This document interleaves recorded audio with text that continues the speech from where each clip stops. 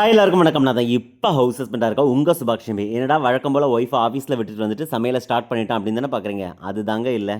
ஆக்சுவலாக ஹவுஸ் ஹஸ்பண்ட்னா எப்போவுமே சமையல் மட்டும் தான் பண்ணிகிட்டு இருப்பான்ல, அதையும் தாண்டி நிறைய வேலைகள்லாம் இருக்குது. ஏன்னு பார்த்தீங்கன்னா எப்படி நான் என் ஒய்ஃபுக்காக ஹெல்த் விஷயத்தில் சமையலில் ஒவ்வொரு விஷயமும் பார்த்து பார்த்து சமைச்சு கொடுக்குறனோ, அதே மாதிரி அவங்களோட ஸ்கின் கேராக இருக்கட்டும், ஹேர் கேராக இருக்கட்டும், எல்லாமே நான் தான் பார்த்துப்பேன். ஆனால் இந்த ஒரு விஷயத்தில் தான் அடிக்கடி எனக்கும் ஒய்ஃபுக்கும் சண்டை வந்துக்கிட்டே இருக்கும். என்னன்னு பார்த்தீங்கன்னா, அவங்க வந்து நான் ஸ்ட்ரிக்டாக சொல்லிடுவேன், வாரத்துக்கு 2 வாட்டி கண்டிப்பாக ஹேர் பேக் போட்டே ஆகணும் அப்படிங்கிறது.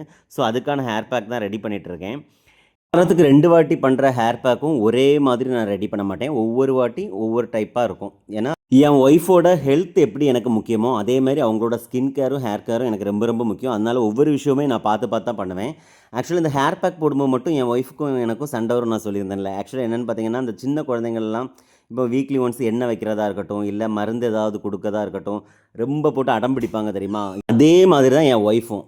ஹேர் பேக் நான் புதன்கிழமைனா கண்டிப்பாக ஹேர் பேக் போட்டே ஆகணும். புதனும் சனியும் ஹேர் பேக் போட்டே ஆகணும் அப்படின்னு சொல்லி அவங்களுக்கு ஆல்ரெடி தெரியும். நான் அதுக்காக ப்ரிப்பேர் பண்ண ஸ்டார்ட் பண்ண உடனே மூஞ்சி தூக்கி வச்சுக்குவாங்க.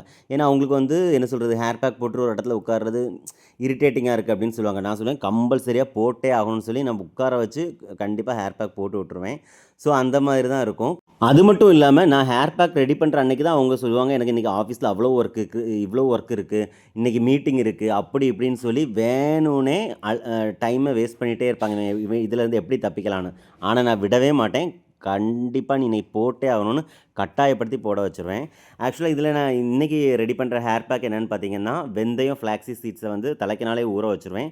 ஊற வச்சுட்டு அதுக்கப்புறம் பார்த்திங்கன்னா செம்பருத்தி பூ, செம்பருத்தி இலை, அதுக்கப்புறம் வெண்டைக்காய் ஒன்று போட்டுருவேன். அதுக்கப்புறம் துளசி கொஞ்சம், அதுக்கப்புறம் ஆலோவேரா, அதை அவ்வளோத்தையும் ஃபைன் பேஸ்ட்டாக நல்லா அரைச்சிக்குவேன். அரைச்சதுக்கு அப்புறம் பார்த்திங்கன்னா, அதில் வந்து முட்டையோட வெள்ளைக்கரு மட்டும் ஊற்றுவேன். ஊற்றிட்டு அதுக்கப்புறம் 2 விட்டமின் இ கேப்சூல் அதை போட்டு நல்லா மிக்ஸ் பண்ணிடுவேன். ஆக்சுவலாக அது உண்மையிலே ஹேருக்கு ரொம்ப இது. ஆனால் அவங்க வந்து என்ன சொல்கிறது, என் ஒய்ஃப் பார்த்திங்கன்னா ஃபுல்லாகவே இந்த கெமிக்கல் ப்ராடக்ட் தான் வாங்கி வாங்கி யூஸ் பண்ணிகிட்டே இருப்பாங்க. அதனால நான் கம்பல்சரியாக இது போட்டே ஆகணும்னு சொல்லி கட்டாயப்படுத்தி போடுறது. இது தேய்க்கிறதுனால முடி நீளமாக வளருமான்னு கேட்டிங்கன்னா, முடி நீளமாக வளர்றதை விட இருக்க முடி ஆரோக்கியமாகவும் டேமேஜ் ஆகாமல் இருக்கும். இன்னொரு விஷயம் மறந்துட்டேன், இதில் வந்து வேப்பங்கொழுந்தும் சேர்த்துருக்கேன். அதனால் வந்து டேண்ட்ரஃப் ப்ராப்ளம் இருக்கவங்க, அதுக்கப்புறம் பெயின் பிரச்சனை இருக்கவங்களுக்குலாம் இது வந்து சூப்பராக கேட்கும். ஆனால் இது வந்து 1 நாள் 2 நாள் அப்ளை பண்ணால் இதாகாது. அட்லீஸ்ட் ஒரு மாதத்துக்கு 4 வாட்டியாவது, குறைஞ்சது ஒரு 4 வாட்டியாவது அப்ளை பண்ணணும். அப்போ தான் அதில் நல்ல டிஃப்ரெண்ட் தெரியும். இந்த வீடியோ பார்த்துட்டு எவ்வளோ பேர் காண்டாய் கழுவி ஊற்ற போகிறான்னு தெரில. சரி, அவங்க வேலையை அவங்க பார்க்கட்டும், நம்ம வேலையை நம்ம பார்ப்போங்கிற மாதிரி. ஒய்ஃப்க்கு ஆஃபீஸ் டைம் ஆச்சு, அதனால தான் ஹேர் பேக் போட ஸ்டார்ட் பண்ணிட்டேன். இனி அவங்க குளிச்சுட்டு வந்ததுக்கப்புறம் சாம்பிராணி வேறு போட்டுடணும். நம்ம அடுத்த வீடியோவில் பார்க்கலாம். டாடா, பாய்.